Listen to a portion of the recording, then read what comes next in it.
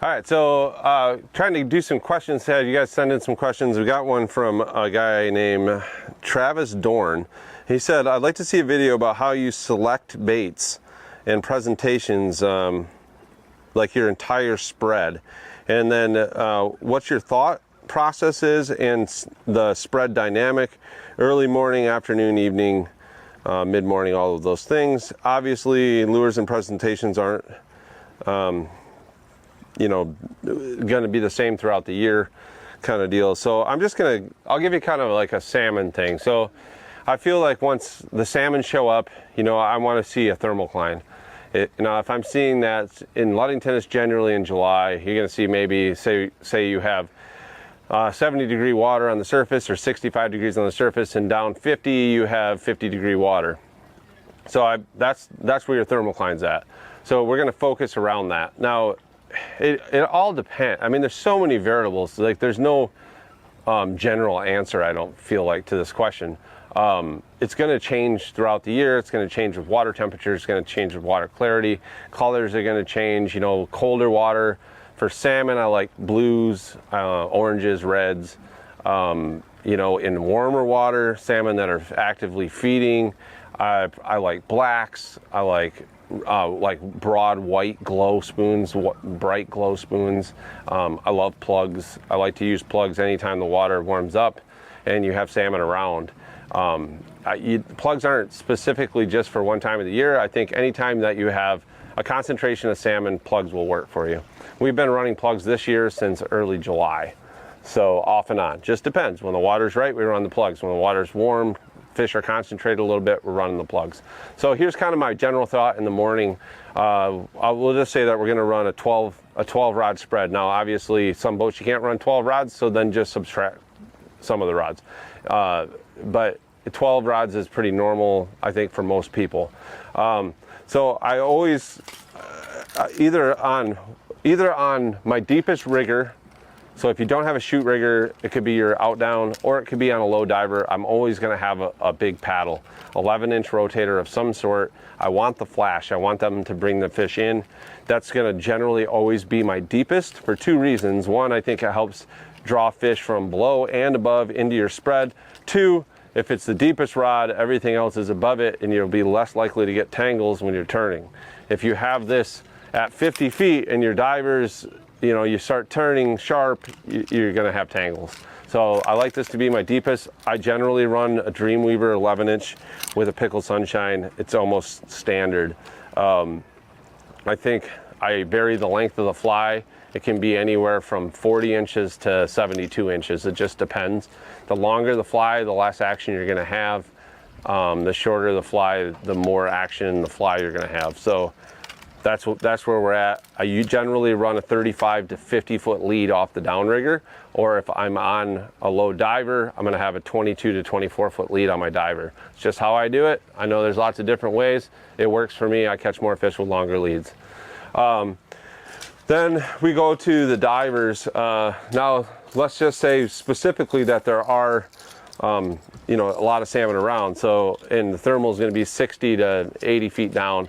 I'm going to run, usually first thing in the morning, I like to run a black rotator, 10-inch. That'll be on a low diver. This one has a 8-ball fly from Dreamweaver, Jeffy D's fly. That's been really good for us. Generally, I would run this with a green crinkle or a pickle, but that's been great for us this year. On a high diver, usually we'll have one of the two high divers, we're going to have an 8-inch spin doctor with a fly. I generally don't run meat in the morning first thing because I don't think you need to. But if I'm tournament fishing, all of these things will change because I'm specifically going after larger fish, tournament fishing, than I am when I'm just fun fishing. A lot of times on the other low diver, we'll run a plug or a mag spoon. And on the other high diver, same thing. It's going to be a plug or a mag spoon, one of the two. The reason that we like to spoon our divers is you can catch fish quickly on a spoon. It's the fish, there's less drag. You have more control of the fish with a spoon in its mouth than you do with a rotator and a fly and all of our meat rig and all of those things. So the faster that we can set that, the better off we are. If a salmon, you can catch a mature salmon in half the time if it's hooked on a spoon over a rotator on a diver. Same thing with the plugs. I like the efficiency of the plug and how quickly you can get these reset. So a lot of times that's going to be a full-size plug and a mag spoon. Most of the time that way. As far as my boards go, I love plugs. I said this over and over and over, but every day I'm going to run a variety, because there's days you can catch fish on plugs 5 days in a row and one day they don't bite them. And if all you got plugs in the water, you're not going to get bit. So a lot of times I'm going to run a small spoon. These are beaver lure spoons. We've started messing with this year. We really like them. The new Yex Y66 we really like as well. Usually my highest board is going to have a spoon on it. It's usually going to be a very bright glow spoon. That's what I like to see there. We've been running a ton of these Dreamweaver Captain Choice 4-inch plugs this year. They did have some issues with some of them. Everything's been resolved as far as that goes, and Dreamweaver stands behind their products, and they don't block people's comments off the internet. So props to them for doing that and doing the right thing. But anyways, these plugs have been outstanding for us. So generally, say if the thermal's at 60 feet, I'm going to be running a 150 copper, you know, a 7 color, which I know are above, but fish are going to go up actively to feed in the warmer water and then go back down. So I'm going to cover a couple of boards are going to be above that thermocline, wherever that is, and then a couple of them are going to be below. So let's just say the thermocline's at 60 feet. I'm probably going to run a 7 color with a spoon. I'm going to run another 7 color with a plug on the other side. Then I'm going to run probably a 150 copper, a 200 copper, a 250 copper, and maybe my deepest would be, the start would be a 300. Probably going to have about half plugs and half spoons. And then if they're biting the plugs, we'll just start putting more plugs out and more plugs out. If they're biting the spoons, we're going to put more spoons out and more spoons out and change things as quickly as we can. I think the reason that some guys catch more fish than the other people is a lot of it has to do with their ability to adjust and how quickly they adjust and read the situations. So that's kind of our setup. On our out and downs, a lot of times we'll have a plug on one if the salmon fishing is really good, and the other one generally have a set of spoons. Sometimes we have spoons on both. I've been running mag over mag. You know, I like these Mr. Chrome mags. They're very similar to the Fuzzy Bear mag. I like the Fuzzy Bear mags as well. There's tons of great spoon companies out there. SS Dreamweaver spoons are really good, the glow spoons in the morning. We have great luck with those. The new Yex, we've had good luck with those, and those are new this year, so we've enjoyed messing around with them. Now, as the day goes on, you know, if my low diver has this black rig on it, right, and the sun's up and it's still going, I'm not going to change it. I'm going to it's going to have to fail me before I'm going to change it. I got a lot of other things I can change before that.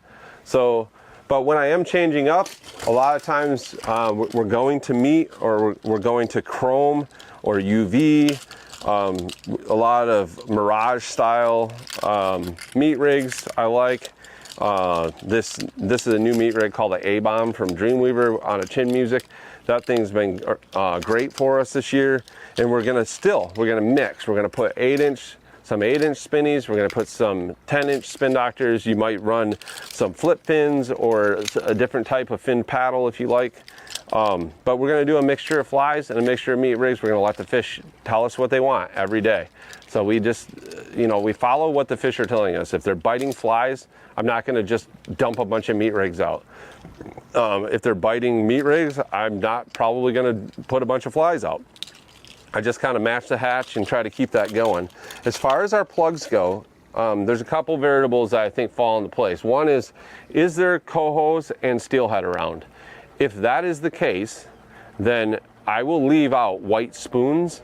I will leave out white plugs, especially smaller plugs. I feel like cohos and steelhead both will bite those during the day. Kings will bite them as well. You'd be surprised. We like the Kylie spoon from Yak. This is the glow version of it, which has been good on a 66. I really like the Dreamweaver DWs and SSs. This is a Spotted Magic Man, a great spoon for us during the day. A Rasta Goose, great spoon. I like it a little bit deeper, 200, 250 copper when the thermal's at 60. Obviously, the Yak Fireball, the Goat, the Gold Goat, all of these things, the Double Orange Crush and a Gold Blank. I love Yak spoons. I think I can fish them at multiple speeds that I like to go. I do not fish fast. I very seldom ever go over 2.5 miles an hour, almost never. So I'm gonna choose spoons that are a little bit lighter.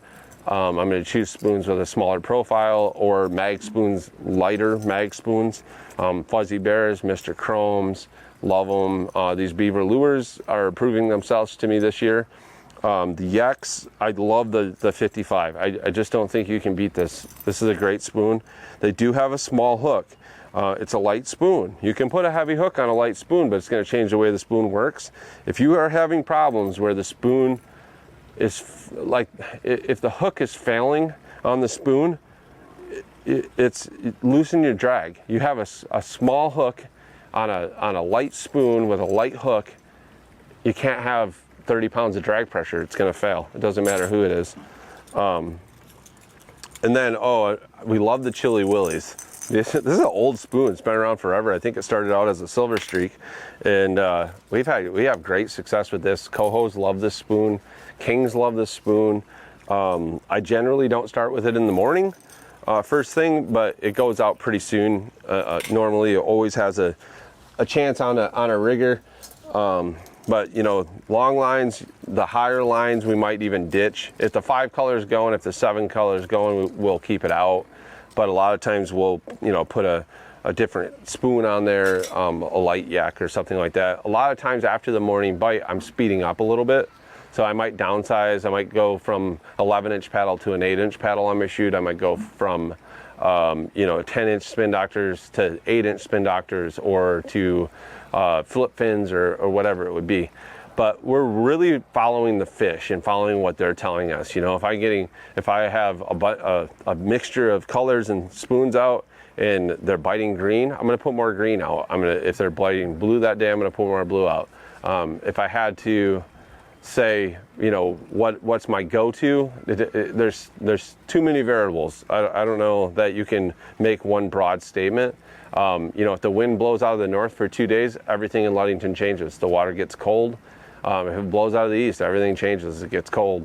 If you get a hard south or a hard southwest, it packs in warm water. Same thing. So you just have to read the water, see what it's telling you, believe your electronics. If you see a fish, if you're out fishing and the thermal is at 40 feet, it's 50 degrees. At 60 feet, it's 45 degrees or 40 degrees. But you keep marking fish at 125 feet consistently. There's a fish at 125, fish at 125, fish at 125. Put a paddle down there, put a meat rig down there, put a plug down there, and see if you can get that fish to bite. Believe what your electronics are telling you.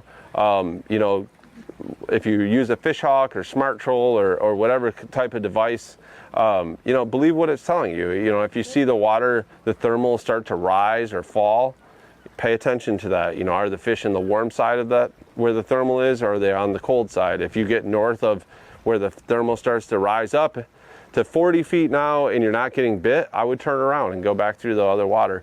And you can read a lot of your current and all of that things from your divers, from your riggers. If you have Panoptics, a great way to see if you're straight is to look on Panoptics and make sure that your cannonballs are directly underneath the rigger. If your chute cannonball is directly underneath the rigger, you can see all that on Panoptics. It's very valuable. I know people say that you don't need it, but I don't think people have used it if they say that. So I'm very happy with the Garmin electronics that I have. I'm fortunate to have all of the things that I do, but I'm reading what the fish are telling me, letting them tell the story, and I'm just following along and trying to make adaptations that continue to get more and more bites. So I hope that helped. That's a tough topic to cover quickly. It's probably a long video, but that's kind of my mentality, my thought process. If I crush them on plugs, the next day I'm still going to run some spoons, because I'm not going to put all my eggs in one basket on the plug thing. Same thing with spoons. If I'm crushing them on spoons, I might have spoons on everything by the end of the day. The next day, I'm still going to start out with I might be spoon heavy, but it's still going to have a variety of baits in there. So give these a shot. If you have any comments, drop them below, and I'll try to answer any questions you have. And if you have like more questions on this topic, maybe more specific issues, drop that in the comment as well, and I'll try to make a video about that as well. Hope this helped, and we'll see you guys out on the water.